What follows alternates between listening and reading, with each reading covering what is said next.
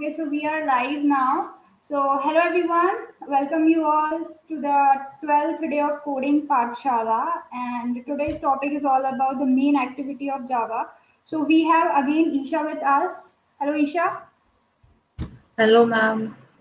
So, Isha, I think we can start now. And I hope all you Absolutely. guys are learning a lot from Isha, Ankur, and Coding Pathshala team. So I think we can start and then we can have a chat later on. First, we have to complete the topic. No?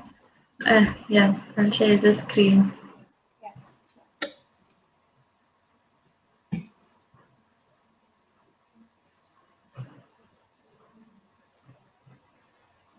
Okay, is it visible the screen? Yeah. It is. Okay so आप लोगों ने सबने spin the bottle game बनाया था so जो spin the bottle game था we'll be learning the code we'll be understanding the code line by line उसी code को हम एक एक लाइन से समझेंगे और we won't look at the main layout activity कोई भी लेआउट एक्टिविटी को नहीं देखेंगे because I think you guys are doing really well with the layout activities. हम सिर्फ जावा की क्लासेस को जावा की एक्टिविटीज को देखेंगे just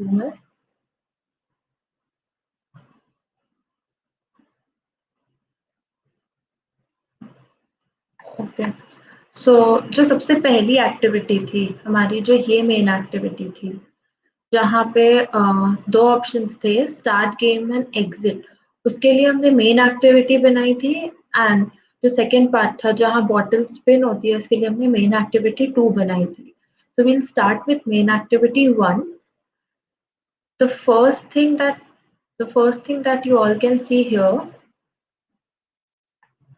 is package.com.example.tic-tac-toe okay so इस फाइल का नाम यहाँ tic-tac-toe से सेव्ड है बट ये क्या होता है हमारे पैकेज का नेम होता है जो पैकेज का नेम होता है वो हमारे डिवाइस पर ऐप को यूनिकली आइडेंटिफाई करता है जैसे किसी भी दूसरे फोल्डर को कंप्यूटर पे करता है सो ये जो नेम है ये हमारे पैकेज को यूनिकली आइडेंटिफाई करेगा हमारे ऐप में हमारे डिवाइस में इस ऐप को now next you can see is import so ये जो इंपोर्ट होता है किसी भी चीज को जब हमें इंपोर्ट करना होता है किसी भी क्लास को हमें इंपोर्ट करना होता है so we use the import keyword किसी भी व्यू को किसी भी क्लास को अगर हमें किसी भी व्यू को यूज करना है तो हमें उसकी क्लास को इंपोर्ट करना पड़ेगा The other thing that we can see here is import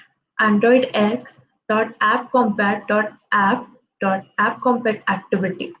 So ये क्या होता है ये import होती है ये एक क्लास होती है जो न्यू प्लेटफॉर्म्स पर जो न्यू प्लेटफॉर्म्स पर जो फीचर्स होते हैं वो हमारे पुराने एंड्रॉयड प्लेटफॉर्म पर यूज करने में हेल्प करती है फॉर एग्जाम्पल नेविगेशन मोड या एक्शन आइटम्स ये सब हमारे पुराने प्लेटफॉर्म्स में शायद नहीं थे सो इन्हें अगर यूज करना है हमारे न्यू प्लेटफॉर्म में है ये एंड हमारे पुराने प्लेटफॉर्म पे नहीं होता है सो जब हमें इसे पुराने प्लेटफॉर्म पे यूज करना होता है एंड्रॉयड के सो हम इसको इम्पोर्ट करते हैं ये ऑलरेडी बाय डिफॉल्ट जब हम अपना एंड्रॉयड स्टूडियो ओपन करते हैं तो यहाँ पे ऑलरेडी रहती है The next line that you can see here is public class main activity. Isha, Isha, can Yes, you hear ma'am. me?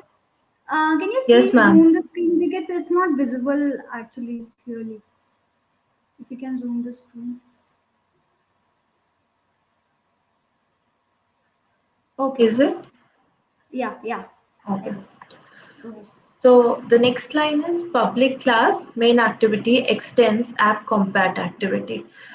So सबसे पहले ये देखेंगे कि ये क्या है The public ये जो public कीवर्ड है ये एक एक्सेस मॉडिफायर होता है ये यूज मतलब हम इसको कौन एक्सेस कर सकता है इस क्लास को कौन एक्सेस कर सकता है कहाँ से एक्सेस हो सकती है ये डिफाइन करता है so we have 3 access modifiers public protected and private अगर कोई भी क्लास पब्लिक है या कोई भी मेथड पब्लिक है सो वो क्लास या मेथड उस रिस्पेक्टिव क्लास या मेथड के बाहर भी एक्सेस हो सकती है।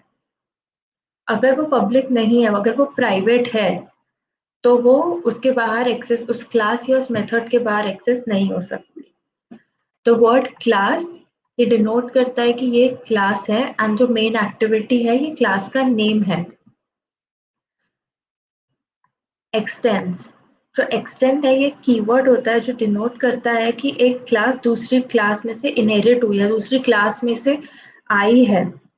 एंड जो ऐप कॉम्पेट एक्टिविटी होती है वो एक बेस क्लास होती है दूसरी एक्टिविटीज की। नाउ बेस क्लास वो क्लास होती है जो दूसरी क्लासेस से इनहेरिट, जिससे दूसरी क्लासेस इनहेरिट होती है। सो ऐप कॉम्पेट एक्टिविटी से दूसरी क्लासेस ली जाती है, इनहेरिट की जाती है। अब यहाँ पे बटन B1, B2 है। सो बटन, ये जो बटन है ये हमारी क्लास है, हमारा व्यू है। और इसको जब हम जैसे हम बटन टाइप करते हैं तो कभी कभी यहाँ एरर आती है, उसके लिए हम ये इंपोर्ट करते हैं यहाँ पे, ये इंपोर्ट किया हुआ है यहाँ पे। सो इस बटन क्लास को एक्सेस करने के लिए, किसी भी क्लास को एक्सेस करने के लिए हम उस क्लास को यहाँ पे इंपोर्ट करते हैं। उसको इंपोर्ट करने के बाद हम उसके ऑब्जेक्ट्स क्रिएट करते हैं, right. Next we can see protected void on create bundle save instance state. So on create क्या होता है? जो ऑन क्रिएट होता है वो एक कॉल बैक मेथड होती है। ये आपको बताता है कि उसकी जो कॉल बैक मेथड होती है वो आपको ये बताती है कि उसकी स्टेट चेंज हो रही है। नाउ स्टेट चेंज हो रही है मतलब कि वो अभी रन हो रहा है, अभी वो स्टार्ट हुआ है, अब वो पॉज हुआ है, अब वो एंड होगा, ये स्टेट चेंज होना होता है, या वो नेक्स्ट एक्टिविटी में जा रहा है, ये सब स्टेट चेंज होना होता है। सो जो ऑन क्रिएट है वो ये बता रहा है कि जब जैसे ही आपका ऐप क्रिएट होगा तो क्या होगा। जैसे ही मेथड, जो ऑन क्रिएट मेथड में एक्टिविटी क्रिएट करता है, राइट। एंड हम इसका यूज, ये जो पार्ट है इसका यूज, ये जो 3 लाइन है इसका यूज इसीलिए करते हैं ताकि हम किसी भी मेथड को इनिशियलाइज कर सके, इसमें कोड लिख सके। अब यहाँ पे super dot on create saved instance state है। सो जो सेव्ड इंस्टेंस स्टेट, उसमें क्या होता है कि आप कुछ भी चीज एक्सेस कर रहे हैं, फॉर एग्जांपल आपका डेटा एक बार लोड हो गया तो वो सेव्ड इंस्टेंस स्टेट में जाके सेव हो जाता है, एंड जब नेक्स्ट टाइम आप एक्टिविटी ओपन करते हैं तो वो वहीं से स्टार्ट होती है। Now set content view r dot layout dot activity main. So किसी भी व्यू का कंटेंट सेट करने के लिए हम सेट कंटेंट व्यू का यूज करते हैं। जो r है वो रिसोर्स है, और लेआउट किसका रिसोर्स है? लेआउट का रिसोर्स है। अब हम यहाँ अपने लेआउट का नेम देते हैं कि ये एक्टिविटी किस लेआउट की है। सो ये activity activity underscore main layout की है। अब यहाँ पे b1 is equals to find view by ID, r dot id button 1। So b1 और b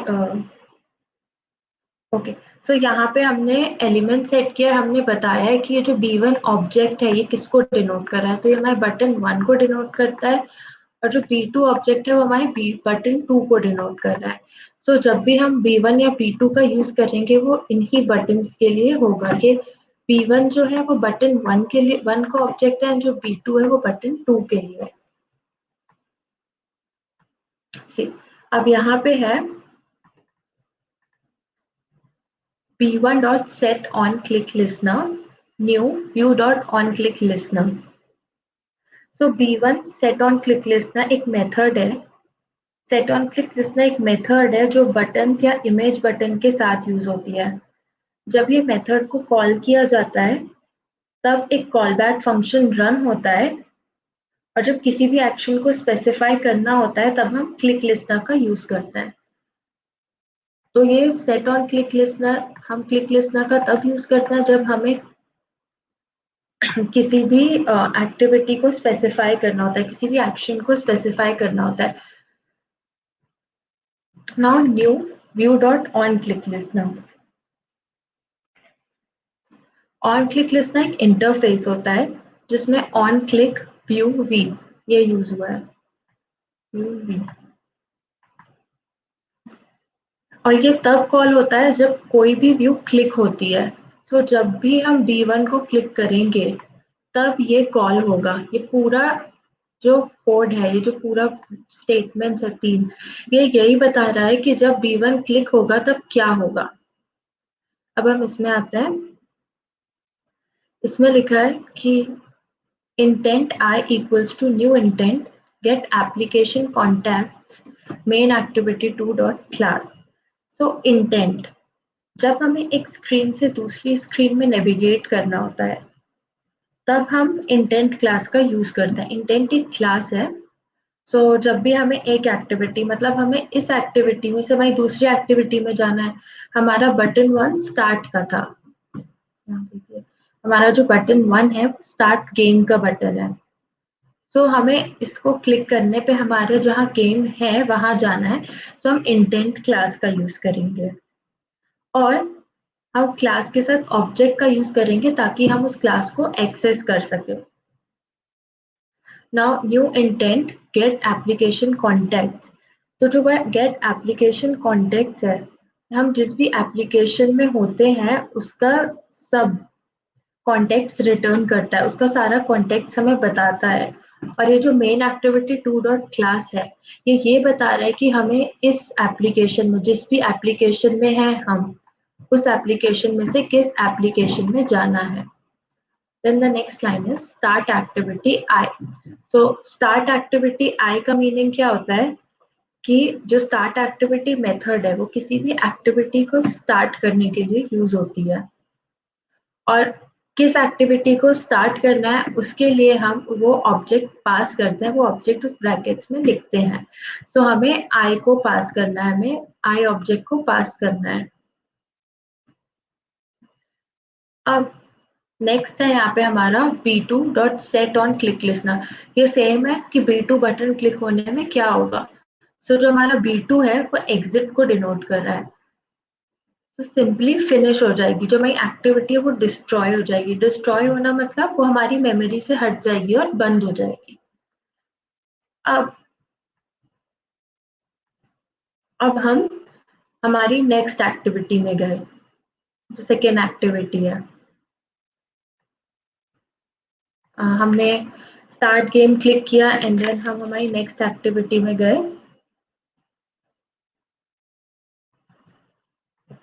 सेम है, यहाँ पे भी पैकेज का नेम है, उसने ऐप कॉम्पैट एक्टिविटी को इंपोर्ट किया है, सारे व्यू की क्लासेस को इंपोर्ट किया है। अब यहाँ पे हमें दिख रहा है import java.util.random। ये जो है ये रैंडम क्लास को इंपोर्ट कर रहा है, ये क्लास है जिसे ये इंपोर्ट कर रहा है। Random class random numbers generate करती है। इसमें बहुत सारे मेथड्स होते हैं जिनसे रैंडम नंबर जनरेट हो जाता है, इसीलिए हमने इस क्लास को इंपोर्ट किया है। अब यहाँ पे हमारी क्लास, वापस यहाँ पे देखिए क्लास का नाम है। अब इस क्लास का नाम मेन एक्टिविटी 2 है। हमने यहाँ पे main activity 2 dot class pass की थी। हम मेन एक्टिविटी 2 क्लास में आ गए। अब यहाँ पे सबसे पहले private image bottle, image view bottle. हमने इमेज व्यू जो बॉटल है, ये देखिए ये जो बॉटल है ये हमारी इमेज व्यू है। हमने इमेज व्यू क्लास में बॉटल ऑब्जेक्ट लिया है। सेम हमने B1 और B2 बटन लिया है and then private random, random is equals to new random. ये लाइन ये बता रही है कि जब जब बॉटल स्टॉप होगी, जब हम बॉटल स्पिन कराएंगे और जब जब हमारी बॉटल स्टॉप होगी तब हर बार एक नया रैंडम नंबर जनरेट होगा। ये रैंडम क्लास है, ये रैंडम उसका ऑब्जेक्ट है और ये इंडिकेट कर रहा है कि जब जब हमारी बॉटल स्पिन होगी तब एक न्यू नंबर जनरेट होगा। Next is private int last dir। जो लास्ट dir है वो हमारा डायरेक्शन, हमने इसे डायरेक्शन स्टोर करने के लिए कि हमारा डायरेक्शन जो लास्ट पोजीशन होगी बॉटल की स्पिन होने के बाद, हमें जानना है कि हमारी बॉटल कहाँ स्टॉप हुई है। सो उसके लिए हम लास्ट DIR का यूज कर रहे हैं। This is a variable, last DIR variable. Next is private Boolean spinning. अब बूलियन क्या होता है? बूलियन हम तब यूज करते हैं जब हमें कोई भी वैल्यू ट्रू या फॉल्स चाहिए होती है। बूलियन हमेशा या तो हमें ट्रू बताता है कि कोई चीज ट्रू है या तो नहीं है। अब हमने उसके लिए स्पिनिंग वेरिएबल का यूज किया है। तो बूलियन जो है वो यूज हो रहा है ताकि स्पिनिंग वेरिएबल के लिए वो ये बताएगा कि हमारी बॉटल स्पिन हो रही है या नहीं हो रही है। इसीलिए हमने बूलियन के लिए वेरिएबल क्रिएट किया है। सिमिलरली जैसे हमने हमारी बॉटल ऑब्जेक्ट के लिए आईडी डिफाइन बताई कि कहाँ है, B1 की आईडी बताई एंड B2 की आईडी। जो R होता है वो रिसोर्स के लिए स्टैंड करता है। नाउ अब पहले देखते हैं B2 से क्या होगा। तो B2 किस चीज के लिए यूज हुआ था? B2 हमारा बैक बटन के लिए यूज हुआ था। ठीक है, बैक। अब हमें बैक जाना है, मतलब इससे प्रीवियस एक्टिविटी में जाना है। तो जो B2 है उसमें हमने फिनिश फंक्शन का यूज किया जो इस एक्टिविटी को डिस्ट्रॉय कर देगा। जो ये वाली एक्टिविटी चल रही है उसको खत्म करके जो प्रीवियस एक्टिविटी है उस पे चला जाएगा। Now, next is B1 dot set on click listener new view. So B1, जब हम B1 को क्लिक करेंगे तब क्या होगा? तो हमने यहाँ पे एक फंक्शन बनाया स्पिन बॉटल और उसमें बॉटल आर्ग्यूमेंट पास किया। तो स्पिन बॉटल जो हमने बनाया है, मेथड बनाई है कि जैसे ही हम B1 को क्लिक करेंगे, जो स्पिन बॉटल मेथड है आप उसको कॉल करना। तो स्पिन बॉटल मेथड में क्या हो रहा है वो देखते हैं। स्पिन बॉटल में सबसे पहले हम ये देखेंगे कि हम इफ स्टेटमेंट लिखेंगे। सबसे पहले हम ये देखेंगे कि हमारी बॉटल स्पिन हो भी रही है या नहीं हो रही है। सो इफ, जैसा कि पहले भी बताया, एक कंडीशनल स्टेटमेंट है कि अगर बॉटल स्पिन हो रही है तो अगर बॉटल स्पिन हो रही है तो जो इस ब्रैकेट में कोड है वो चलेगा। तो इस कोड को लाइन से समझते हैं। Final int new DIR। अब फाइनल इंट न्यू DIR क्या है? ये जो न्यू DIR है ये बताएगा कि न्यू डायरेक्शन क्या है। ठीक है, सो हम इस लाइन के थ्रू ये बताना चाहते हैं कि हमने जो भी नया डायरेक्शन है, हमारा जो भी नया डायरेक्शन होगा जब वापस बॉटल स्पिन होगी वो भी रैंडम हो। ऐसा नहीं कि एक पर्सन पे डेयर आया है या एक पर्सन को बॉटल पॉइंट कर रही है तो बार बार सिर्फ उसी पर्सन को बॉटल पॉइंट करती रहे। तो हम यहाँ पे फाइनल इंट न्यू DIR, ये जो न्यू DIR है ये हमारा वेरिएबल है। इसमें हम रैंडम डॉट नेक्स्ट इंट ये यूज कर रहे हैं ताकि हमारा जो भी नया रैंडम नंबर, जो भी रैंडम डायरेक्शन जनरेट हो वो हमेशा डिफरेंट हो। और ये जो 1800 है वो ये बता रहा है कि मैक्सिमम हमारे 18 राउंड हो सकते हैं इसमें। अगर उससे ज्यादा, अगर हम इसको 1800 की जगह 2000 कर देंगे तो हमारे मैक्सिमम 20 राउंड होंगे यहाँ पे। इसके बाद नेक्स्ट है फाइनल फ्लोट पाइवेट एक्स। तो जो फाइनल फ्लोट पाइवेट एक्स और ये है, हमें हमारी बॉटल का मिड पॉइंट चाहिए। ठीक है, हमें ये देखना है, मतलब अगर आपकी बॉटल रोटेट हो रही है तो आप नहीं चाहते कि आपकी पूरी बॉटल रोटेट हो। ऑब्वियसली जब आपने कभी ट्रूथ एंड डेयर खेला होगा तो आपकी बॉटल एक फिक्स्ड पॉइंट से, एक फिक्स्ड एक्सिस से रोटेट होती है। सो हम चाहते हैं कि हमारी बॉटल उस एक्सिस पे फिक्स हो जाए एंड देन फिर वहां से रोटेट करे, ना कि पूरी बॉटल रोटेट करे। सो इसके लिए हम क्या करेंगे, हमने यहाँ पे पाइवेट एक्स एक वेरिएबल बनाया। अब हम इसकी हेल्प से हमारी बॉटल का सेंटर पॉइंट निकालेंगे। जो हमारी एक्स एक्सिस होती है, जो आपने ग्राफ देखा होगा, हमारी जो एक्स एक्सिस होती है वो हमारी हॉरिजॉन्टल लाइन होती है। ये जो है यहाँ पे, ये हमारी हॉरिजॉन्टल लाइन है और ये हमारी वर्टिकल लाइन है। सो ये हमारी एक्स एक्सिस हो गई और ये हमारी वाई एक्सिस हो गई। अब जो पाइवेट एक्स है, इसमें हमने लिखा है बॉटल डॉट गेट विड्थ। जो बॉटल है उसकी विड्थ निकालो। जो बॉटल हमारा ऑब्जेक्ट है इमेज व्यू का, जो हमारी इमेज व्यू है उसकी जो विड्थ है, उसको लो और उसको 2 से डिवाइड कर दो, मतलब उसको हाफ कर दो। तो जो भी पॉइंट आएगा वो हमारा एक्स एक्सिस का हाफ होगा। यहाँ देखते हैं।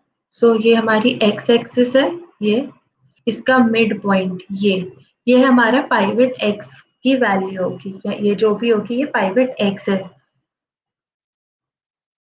और पाइवेट वाई सिमिलरली बॉटल की जो हाइट है, जो भी उसकी लंबाई है, उसको भी डिवाइड बाय 2 कर दो, तो जो उसका मिड पॉइंट आएगा वो हमारी पाइवेट वाई की वैल्यू होगी। अगर वर्टिकल लाइन में देखें तो ये हमारे पाइवेट वाई की वैल्यू होगी। अगर हम इसको देखें तो कहीं यहाँ बीच में हमारा मिड पॉइंट आएगा, मतलब यहाँ से वही बॉटल फिक्स हो जाएगी, हम कोड के थ्रू फिक्स करें। अब एनिमेशन परफॉर्म करना है, ठीक है। पाइवेट एक्स और पाइवेट वाई में हमारे बॉटल की सेंटर पोजीशन स्टोर हो गई है। अब हमें एनिमेशन, हमारा जो एनिमेशन परफॉर्म करना है उसके लिए हम एनिमेशन क्लास का यूज करेंगे। ये हमारी एनिमेशन क्लास है। जो रोटेट है वो उसका ऑब्जेक्ट है। नाउ न्यू रोटेट एनिमेशन, जो न्यू रोटेट एनिमेशन है वो, उसमें हम वैल्यूज पास कर रहे हैं last direction, new direction, pivot X और पाइवेट वाई की।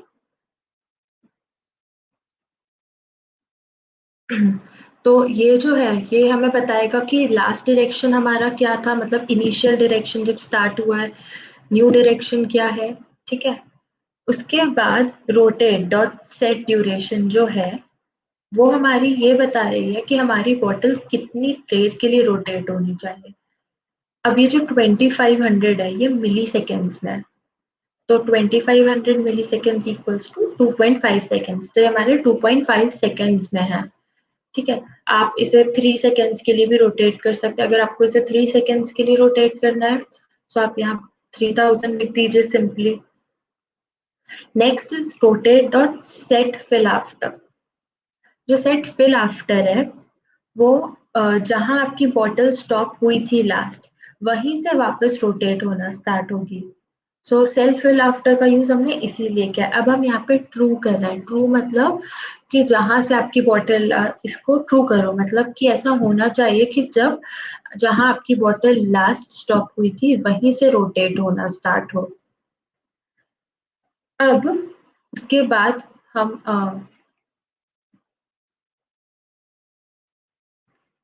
अब रोटेट क्लास का एनिमेशन सेट करने के लिए हम एनिमेशन ऑन लिसनर का यूज करते हैं, ठीक है। तो स्टार्ट जैसे ही आप यहाँ पे rotation dot set animation listener, new animation listener करेंगे, जब आपने कोड किया होगा, जब आपने ये प्रैक्टिकली परफॉर्म किया होगा, तो ऑटोमेटिकली यहाँ 3 मेथड्स आ गई थी जैसे ही आपने new animation dot animation listener select किया था। तो 3 मेथड्स आई है। एक मेथड है on animation start, second method है ऑन एनिमेशन एंड और थर्ड मेथड है ऑन एनिमेशन रिपीट। जो एनिमेशन स्टार्ट है वो मेथड ये बता रही है कि जब हमारा एनिमेशन स्टार्ट होगा तब क्या होगा। जो हमारा एनिमेशन एंड है वो ये बता रहा है कि हमारा एनिमेशन एंड होने के बाद क्या होगा। और जो ऑन एनिमेशन रिपीट है वो हमें ये बता रहा है कि अगर एनिमेशन रिपीट हो रहा है तब क्या हो रहा है। हमने ऑन एनिमेशन रिपीट को ब्लैंक किया है क्योंकि हमको अभी नहीं डिफाइन करना है कि एनिमेशन रिपीट होने में क्या होगा, हमने कोई ऑप्शन नहीं दिया है वैसा। अब ऑन एनिमेशन स्टार्ट पे क्या होगा, जो स्पिनिंग है हमने यहाँ पे ऊपर यहाँ पे एक बूलियन बनाया था स्पिनिंग, ये वेरिएबल बनाया था स्पिनिंग। इसमें या तो वैल्यू ट्रू आती है या फॉल्स आती है, या तो आपकी बॉटल रोटेट होगी या तो आपकी बॉटल रोटेट नहीं होगी। सो ये जो स्पिनिंग इक्वल्स ट्रू है, ये बता रहा है कि ऑन एनिमेशन, जैसे ही एनिमेशन स्टार्ट होगा, आपकी बॉटल जो है वो स्पिन होगी। Spinning equals to true. So ये बता रही है कि आपकी बॉटल रोटेट होगी। The next, on animation end, जब आपका एनिमेशन खत्म हो जाएगा, 3 सेकेंड्स 2.5 सेकेंड्स आपकी बॉटल घूमेगी और उसके बाद जब रुक जाएगी, तो रुकने के लिए हमें यही बताना है कि एनिमेशन एंड होने पे जो स्पिनिंग है वो फॉल्स हो जाए, मतलब हमारी जो बॉटल है वो रोटेट ना हो। एंड हमने ऑन रिपीट को ब्लैंक छोड़ा है अभी। उसके बाद लास्ट में अब हम क्या करेंगे, हमारा जो लास्ट डॉट dir है, हमारा जो न्यू डायरेक्शन है, मतलब ये बॉटल स्टॉप होने के बाद जो डायरेक्शन है उसकी वैल्यू हमको इक्वल करनी पड़ेगी हमारे इनिशियल डायरेक्शन से, क्योंकि हमारी बॉटल रोटेट होना स्टार्ट होगी इनिशियल डायरेक्शन से। तो जो जहां बॉटल स्टॉप हुई है उसका डायरेक्शन हो जाना चाहिए हमारे लास्ट डायरेक्शन, मतलब वो जहां हमारी बॉटल स्टॉप हुई है वो हमारी नेक्स्ट स्पिन के लिए हमारी इनिशियल पोजीशन बन जानी चाहिए। इसीलिए हमने यहाँ पे last direction is equals to new direction के इक्वल किया है। The last line is bottle dot start animation rotate. हमें एनिमेशन, अब ये जो है ये एनिमेशन बॉटल, ये बॉटल ऑब्जेक्ट का एनिमेशन जो है उसे स्टार्ट कर देगा और हम उसमें रोटेट, मतलब उसे रोटेट करेगा एनिमेशन में। ठीक है, आई होप आपको इतना क्लियर हो। मोस्ट ऑफ द टाइम सब कुछ एरर्स आती है और वो एरर्स होती है हमारे ब्रैकेट की। ठीक है, अब हमें ये ध्यान रखना है कि हमारे ब्रैकेट्स क्लोज हुए हैं या नहीं हुए हैं। ठीक है, उसके लिए हम क्या करना है, ये देखिए आप इसे सिलेक्ट करेंगे, ठीक है, ये वाला ब्रैकेट सिलेक्ट है, और आप नीचे जाके देखेंगे तो जो इसका एंडिंग ब्रैकेट है वो भी सिलेक्टेड रहता है। जो ब्रैकेट स्टार्ट हुआ है उसका क्लोज होना कंपलसरी है। ये देखिए, ये स्पिन द बॉटल का है। ये देखिए यहाँ से स्पिन बॉटल स्टार्ट हुई है, इसका ब्रैकेट यहाँ एंड हुआ है। इफ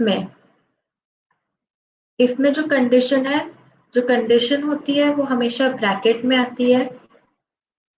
उसके बाद जो कंडीशन ट्रू या फॉल्स होने पे जो भी स्टेटमेंट रन होगा वो इस ब्रैकेट के अंदर आता है। इस ब्रैकेट के अंदर जो भी कोड है वो तब चलेगा जब ये वाली कंडीशन ट्रू है। अब यहाँ पे आपको एक साइन दिख रहा है, एक्सक्लेमेशन स्पिनिंग। एक्सक्लेमेशन स्पिनिंग मतलब नॉट ट्रू। एक्सक्लेमेशन मार्क का यूज होता है नॉट इंडिकेट करने के लिए, not. So if spinning is not true, अगर स्पिनिंग नहीं हो रही है, ठीक है। तो आई होप ये मेन एक्टिविटीज आपको क्लियर है। कुछ क्वेश्चंस, कुछ क्वेरीज है?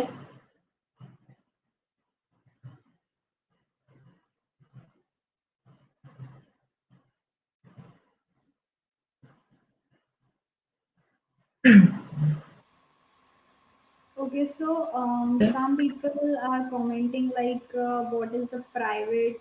What is the meaning of private? If you can see, Isha. Yes ma'am.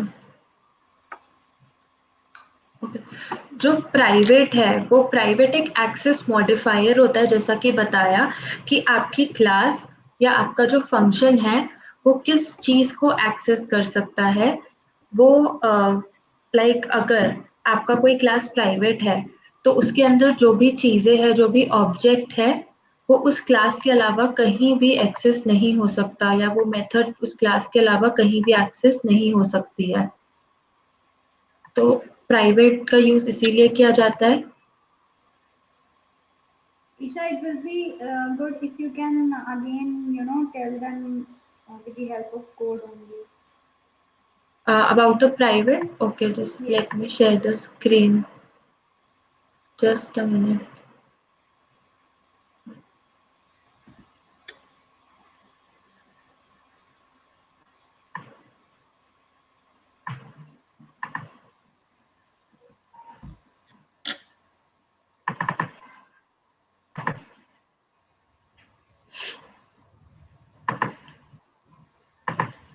My screen is hanging. Sorry. My screen is stuck. Just a minute. Yeah, sure. So guys, I think Isha explained all the code. So whatever queries that you are having, you can ask in the comment box so we can try to clear all your doubts. Okay, so ये देखिए, यहाँ पे हमने public का use किया है। So ये भी एक एक्सेस मॉडिफायर है। पब्लिक का यूज तब होता है जब हमें इस क्लास को, मतलब इस क्लास का जो ऑब्जेक्ट है, ये जो B1 और B2 है, ये इस क्लास के अलावा भी दूसरी क्लास में यूज हो जाएगा। एंड देन प्राइवेट, ओके, यहाँ पे प्राइवेट इमेज बॉटल व्यू। सो ये जो प्राइवेट ऑब्जेक्ट है वो इस क्लास के अलावा नहीं यूज हो पाएगा। वो जो ये वाला इमेज व्यू है वो सिर्फ मेन एक्टिविटी 2 क्लास में यूज हो पाएगा। That is the use of private and public. अगर कोई क्वेरी नहीं है so we can move to Android life cycle. Yeah, we can go. Go ahead. Okay, so what is Android activity life cycle?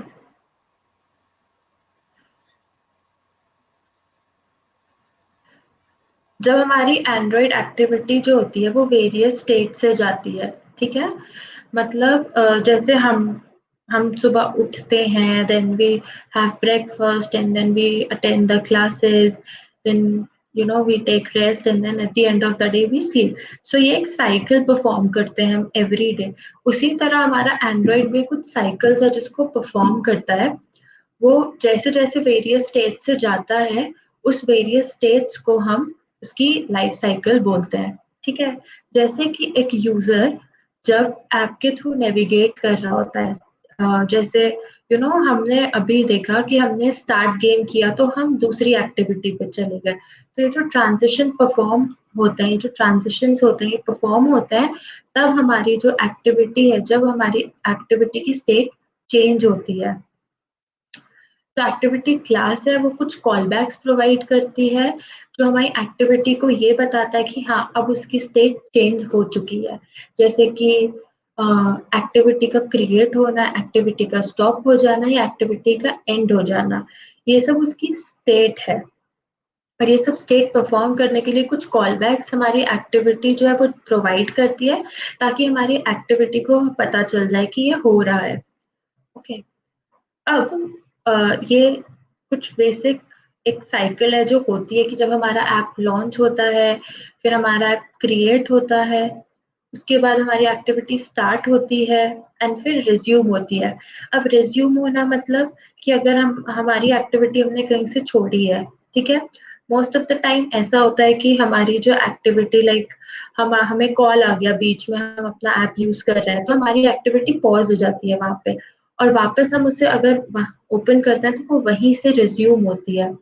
सो ये resume होना होता है। Then pause होना मतलब एक्टिविटी चली गई। अब एक्टिविटी पॉज होने का मतलब सिर्फ ये नहीं होता है कि एक्टिविटी के बीच में कुछ और हो गया। एक्टिविटी पॉज होना मतलब फॉर एग्जाम्पल हमने अभी देखा कि हम स्टार्ट गेम जब हमने बटन क्लिक किया तो हम अपनी स्पिन द बॉटल वाले पार्ट में चले गए थे, ठीक है। अब उस टाइम ड्यूरेशन के लिए जो हमारी पुरानी एक्टिविटी है इससे पहले वाली वो पॉज हो गई, वो हमारे बैकग्राउंड में है, हमारे सामने दूसरी एक्टिविटी है तो हमारी एक्टिविटी पॉज हो गई। स्टॉप होना, जब हम एक्टिविटी स्टॉप कर देते हैं, हमने बैक बटन दबा दिया तो हमारी एक्टिविटी स्टॉप हो जाती है, और स्टॉप होने के बाद डिस्ट्रॉय मतलब मेमोरी से हट जाती है, ठीक है। अब एक एक चीज को अच्छे से समझते हैं। 7 कॉल बैक फंक्शन होते हैं मेन, ठीक है, सबसे पहला फंक्शन होता है on create. In this state the activity इस स्टेट में जो हमारी एक्टिविटी होती है वो क्रिएट होती है, क्रिएट स्टेट में जाती है।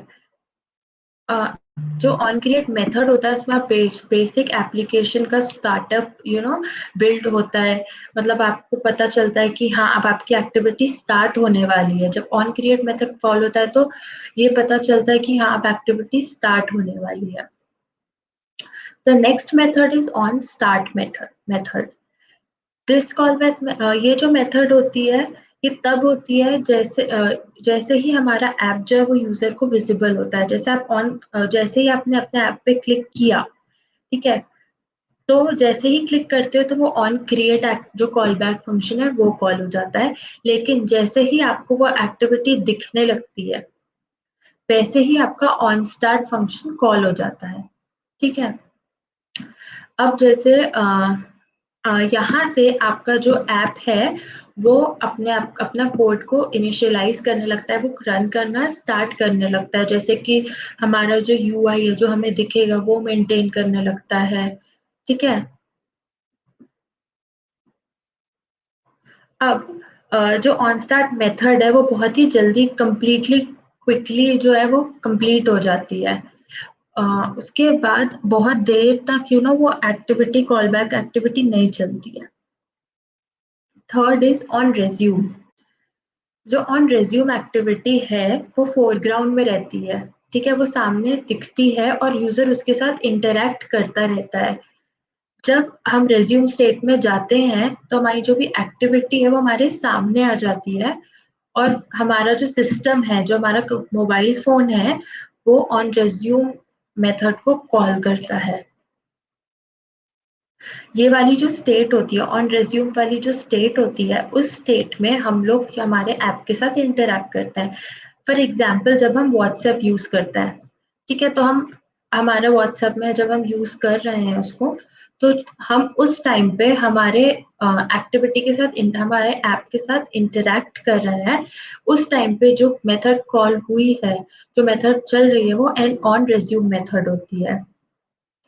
हमारा जो ऐप है वो इस स्टेट में तब तक रहता है जब तक हम उसका फोकस किसी दूसरी चीज पे ना जाए, मतलब या हम बैक बटन दबाए या हम एग्जिट कर दे या हम दूसरी एक्टिविटी में चले जाए, तब तक हमारी ऑन रिज्यूम मेथड ही चलती रहती है।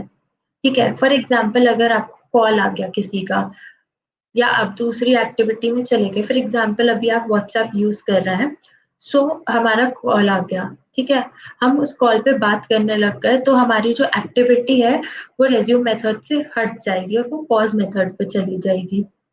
और जैसे ही आप कॉल एंड करेंगे वापस हमारी एक्टिविटी रेज्यूम हो जाएगी एंड हम वापस उसको देख पाएंगे, हम अपना व्हाट्सएप यूज कर पाएंगे। The next is on pause.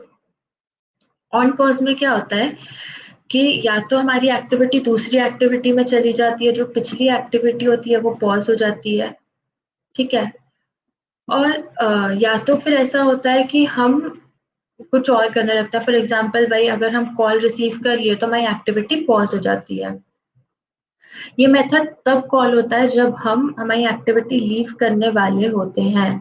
ठीक है, जैसे ही हम मतलब इसमें कोई एक्टिविटी कंप्लीटली डिस्ट्रॉय नहीं होती है। आपने देखा होगा कि अगर आप कोई एक्टिविटी आप अपना ऐप यूज कर रहे हैं, आप अगर जो आपका मिडिल वाला बटन होता है आप उसे प्रेस कर दें और कुछ और नेविगेट करने लगे, तो उस टाइम के लिए वो एक्टिविटी वही रहती है, क्योंकि जब आप वापस अगर अपने फोन में डबल क्लिक करते हैं मिडिल बटन को तो आपको जो भी आपने ऐप हिस्ट्री है वो दिखने लगती है और उस ऐप हिस्ट्री में आपका ऐप दिखता है। फॉर एग्जाम्पल आप व्हाट्सएप यूज कर रहे हैं, ओके, एंड आपने मिडिल बटन दबाया एंड देन उसके बाद आप दूसरा ऐप नेविगेट करने लगे एंड आपने वापस ट्वाइस मिडिल बटन दबाए, तो आपको एक ऐप हिस्ट्री दिख रही है, उसमें आपको व्हाट्सएप भी दिख रहा है। तो आप व्हाट्सएप पे क्लिक करेंगे तो आपका ऐप वापस ओपन हो जाएगा। जैसे ही आपका ऐप ओपन हुआ तो वो ऑन रिज्यूम मेथड में चला गया।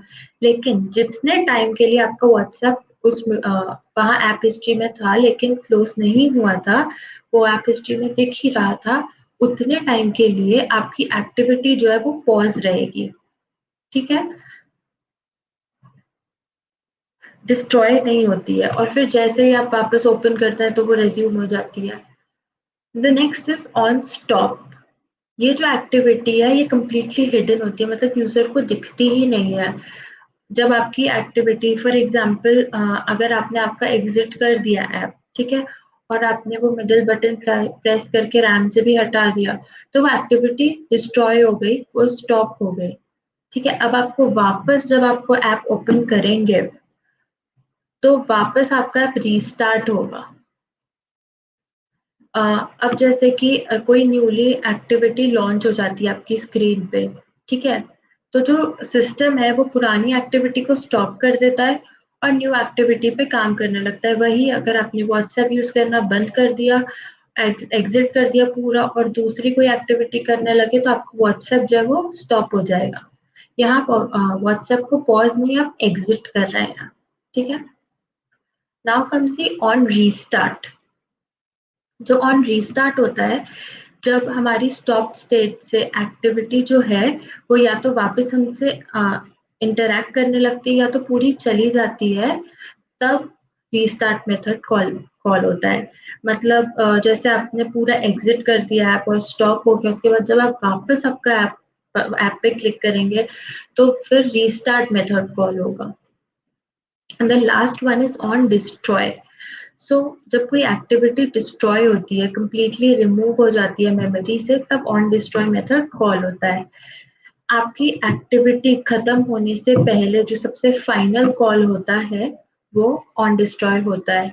या तो आपकी एक्टिविटी फिनिश हो गई है इसीलिए ये कॉल होता है, ठीक है, या तो फिर आपके कोई सिस्टम में कुछ प्रॉब्लम आ गई है, जैसे आपने बहुत सारी चीजें खोली। कभी अपन बहुत सारी चीजें जब हमारे फोन में ओपन करते हैं तो हमारा फोन हैंग होने लगता है और फिर ऑल ऑफ अ सडन सब एप्स बंद हो जाते हैं।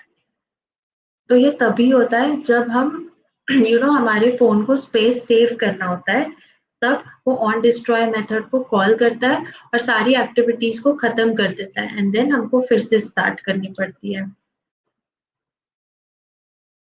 एक बार चार्ट फिर से देख लेते हैं कि क्या प्रोसेस होती है। ठीक है, जैसे ही आप ऐप लॉन्च करेंगे तो जो ऑन क्रिएट जो ऑन क्रिएट है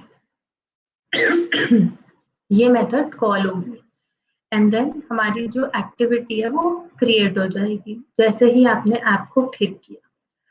जैसे ही आपको आपकी स्क्रीन दिखने लगी, जैसे ही आपको आपके ऐप की जो लेआउट है वो दिखने लगा, वो एक्टिविटी हमारी ऑन स्टार्ट कॉल बैक कर चुकी है, ऑन स्टार्ट कॉल बैक को कॉल कर चुकी है और हमारी एक्टिविटी स्टार्ट हो गई है। अब या तो हमारी एक्टिविटी रिज्यूम होती है या तो नए नए से स्टार्ट होती है।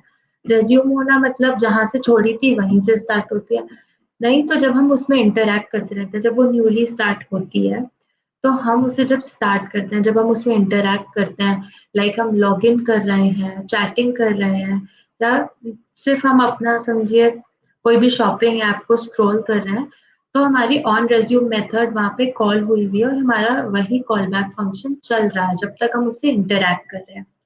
जैसे ही हम दूसरी एक्टिविटी पे स्विच किए, फॉर एग्जाम्पल हमको पेमेंट करना है, ठीक है, हम कोई शॉपिंग ऐप पे है एंड हमें पेमेंट करना है, तो हमने जैसे ही वहां पे पेमेंट ऑप्शन सिलेक्ट किया और हम जो पेमेंट वाली एक्टिविटी है उसमें गए, तो हमारी जो शॉपिंग वाली ऐप है वो पॉज हो जाएगी उस टाइम के लिए और हमारी जो पेमेंट वाली एक्टिविटी है वो रेज्यूम हो जाएगी। उसके बाद ये जो पॉज वाली मेथड होती है, ऑन पॉज मेथड, इसमें कभी भी हमारी एक्टिविटी खत्म नहीं हुई होती है, वो बैकग्राउंड में चलती ही रहती है, ठीक है। सो वापस हम अपने शॉपिंग ऐप पे आ गए पेमेंट के बाद और हमारी एक्टिविटी नाउ वहीं से कंटिन्यू हो रही है जहां से छोड़ी थी। हमने पेमेंट कर दिया, हमारा ऑर्डर प्लेस हो गया।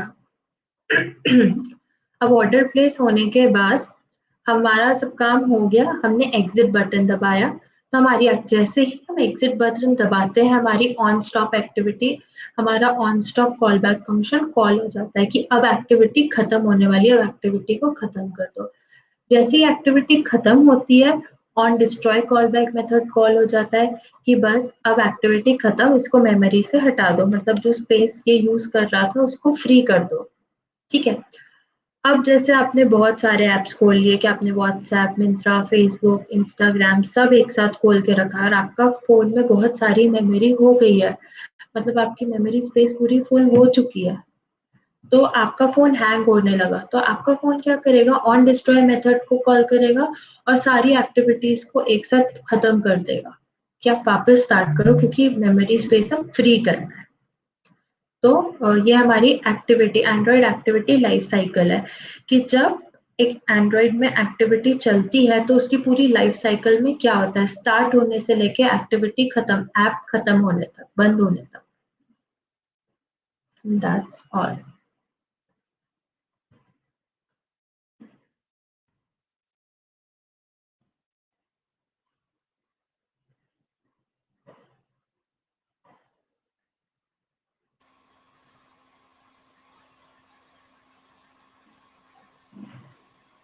Isha, there is one query. If you can read it out. I have a query. My spin bottle is not opening and it's coming. Spin the bottle. My user stop. Okay, that is because कि आपकी जो ID होगी, आपकी Java file में जो आपने ID use की होगी आपके जावा क्लास में, और जो आपने लेआउट में आईडी यूज की होगी वो डिफरेंट होगी। सो आप एक बार आपके आईडीज को चेक करिए कि कहीं आईडी में गड़बड़ तो नहीं, आपने कहीं स्पेलिंग मिस्टेक तो नहीं कर दी है। Okay. So I think Isha, if हम एक बार फिर से कोड को एक्सप्लेन कर देते, just a normal one, like जो जो मेन पॉइंट्स हैं, एंड वो एक ओवरव्यू ओके। हो जाता है हमारे कोड का, एंड जिन भी लोगों को क्वेरी है तो।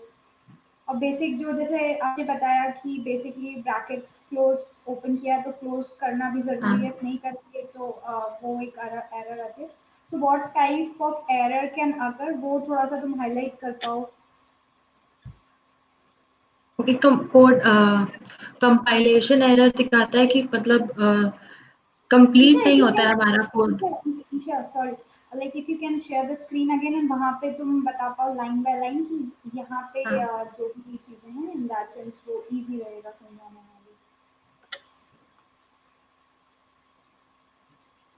ओके, ठीक है, हम यहीं से देखते हैं। ये देखिए, अगर हमने यहाँ से ये ब्रैकेट हटा दिया, ठीक है, अब यहाँ पे एक रेड लाइन दिख रही है, एक्सपेक्टेड अ ब्रैकेट, तो ये एरर आपको शो होने लगेगी। एंड जैसे ही आप इस एरर के पास जाएंगे, यहाँ पे दिखाएगा एक्सपेक्टेड अ ब्रैकेट और आप यहाँ ब्रैकेट लगा दीजिए। पर अगर अपन ब्रैकेट क्लोज नहीं करता है तो वो कोड चलता ही नहीं है, बिकॉज कुछ ना कुछ एरर, मतलब एक एब्सर्ड बिहेवियर करने लगेगा, या तो वो कंपाइल नहीं होगा या वो रन नहीं होगा, क्योंकि उसको पता ही नहीं कि कोड चालू तो हो रहा है पर खत्म कहाँ हो रहा है, ये चीज उसको पता ही नहीं होगी। एक ईशा, बार कुछ बेसिक चीजें देख। हम ये बता सकते हैं कि किस टाइप की एरर आएगी, जैसे अभी आपने बताया कि ब्रैकेट क्लोज नहीं हाँ, था, लाइन वाज अकरिंग, राइट? तो वहां पे कैसे ओके, सिंटेक्स एरर, क्या किस टाइप का एरर आ रहा है? ठीक है। तो अगर हम यहाँ से, अगर आपको ऐप बिल्ड करना है, ठीक है, अगर आप एपीके बिल्ड कर सकते हैं, आपका यहाँ पे देखिए,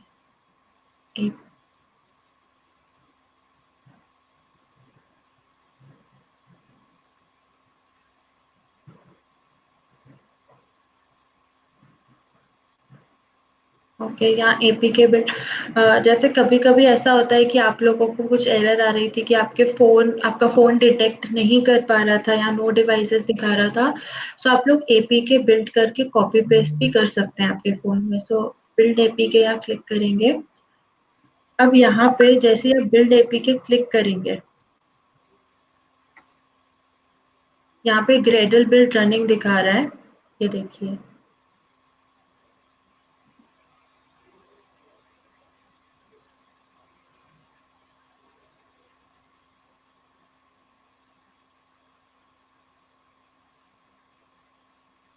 हाँ, ग्रेडल बिल्ड हो रहा है, थोड़ा स्लो होगा यहाँ पे।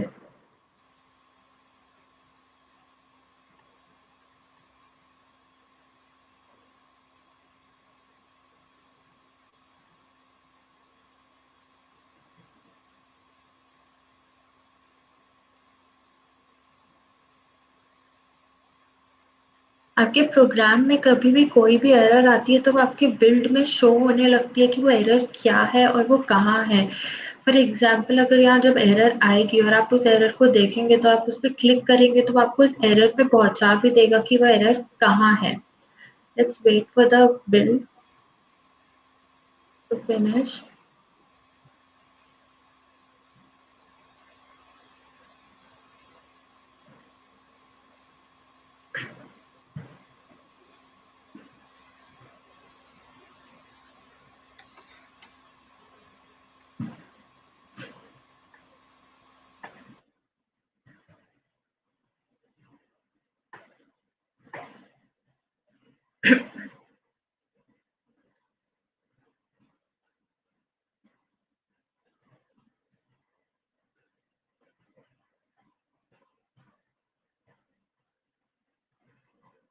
ये देखिए यहाँ एरर आने लग गई। हमारा कोड हमारा एपीके बना ही नहीं। ये देखिए, error while building APK, you can find the error in the message view. ये मैसेज व्यू में यहाँ एरर दिखा रहा है। तो अब देखिए जैसे एरर, ये देखिए रेड लाइन में यहाँ एरर शो हो रही है।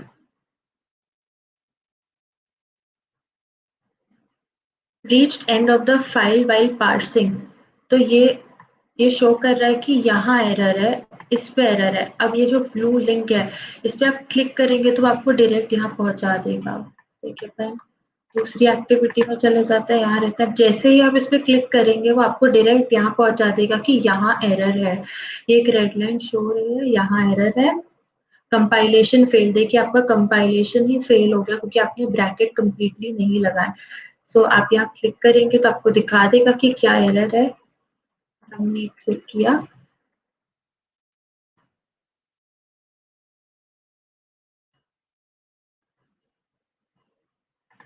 अब एरर चली जाएगी।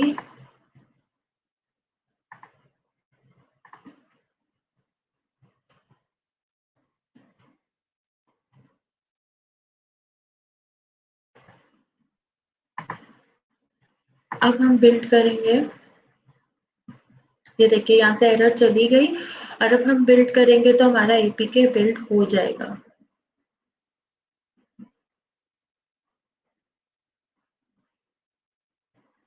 ये देखिए यहाँ बिल्ड हो रहा है हमारा एपीके नीचे।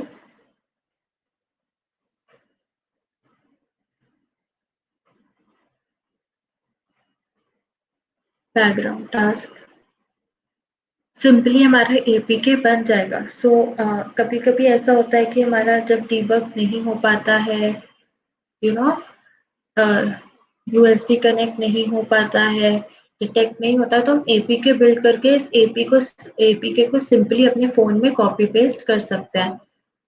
सो ये बिल्ड में जाएंगे, बिल्ड एनालाइजर।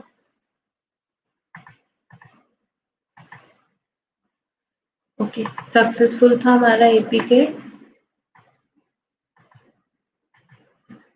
अब अगर हमें देखना है कि हमारा हमारा ऐप कहाँ है, ठीक है, तो हम सिंपली यहाँ सर्च बार में सर्च करेंगे। आपके जो भी एंड्रॉइड स्टूडियो के प्रोजेक्ट सेव होने की लोकेशन है, आप वहां जाएंगे। ये देखिए, दिस पीसी।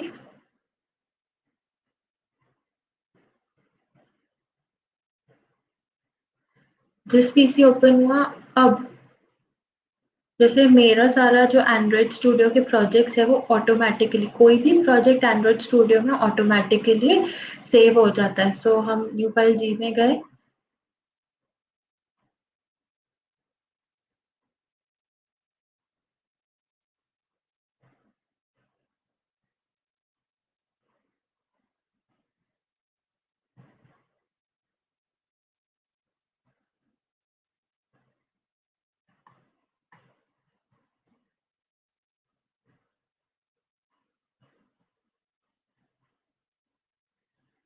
ये देखिए यहाँ पे सारे प्रोजेक्ट्स दिख रहे होंगे। ये स्पिन द बॉटल ये प्रोजेक्ट है, ठीक है। यहाँ पे आप ऐप में क्लिक करेंगे, बिल्ड पे क्लिक करके आउटपुट में जाएंगे तो आपको आपका एपीके फाइल दिख जाएगी कि यहाँ एपीके फाइल डीबग में सेव्ड है। ठीक है। अगर आपको कोई भी प्रोजेक्ट आपका एंड्रॉइड स्टूडियो का डिलीट करना है तो आप सिंपली ये देखिए जो फोल्डर है आपका, ये फोल्डर है स्पिन द बॉटल गेम का, मुझे डिलीट करना है। मुझे ये वाला फोल्डर, ये वाला प्रोजेक्ट मेरा डिलीट करना है। सो मैं सिंपली इस डिलीट बटन क्लिक करूंगी और प्रोजेक्ट डिलीट हो जाएगा। तो सिंपली प्रोजेक्ट हम डिलीट भी कर सकते हैं, हम एपीके बिल्ड कर सकते हैं इनकेस यूएसबी डिबगिंग नहीं हो रही है, और प्रोजेक्ट ऑटोमेटिकली सेव हो जाता है। I hope you guys are clear with everything. कुछ special?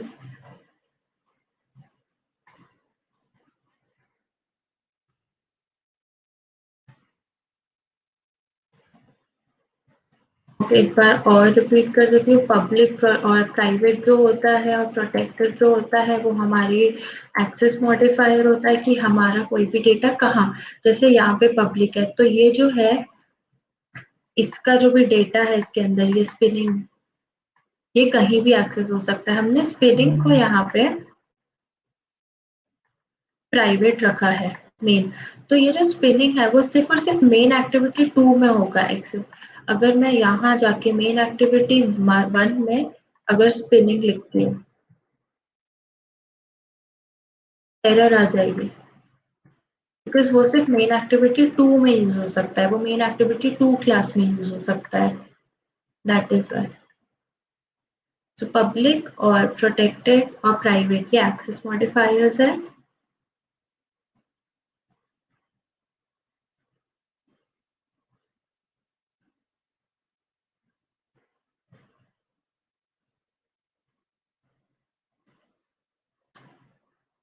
Ma'am, you're on mute.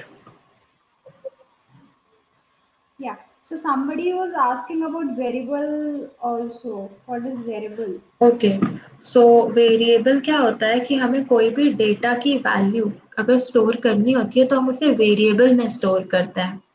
For example हमें अगर 10 नंबर है उसे स्टोर करना है तो हम एक नंबर नाम का वेरिएबल बना लेंगे और हम उसे उस नंबर नाम के वेरिएबल में स्टोर कर देंगे। तो किसी भी डेटा वैल्यू को स्टोर करने के लिए हम वेरिएबल्स बना लेते हैं, किसी भी चीज को स्टोर करने के लिए। Okay.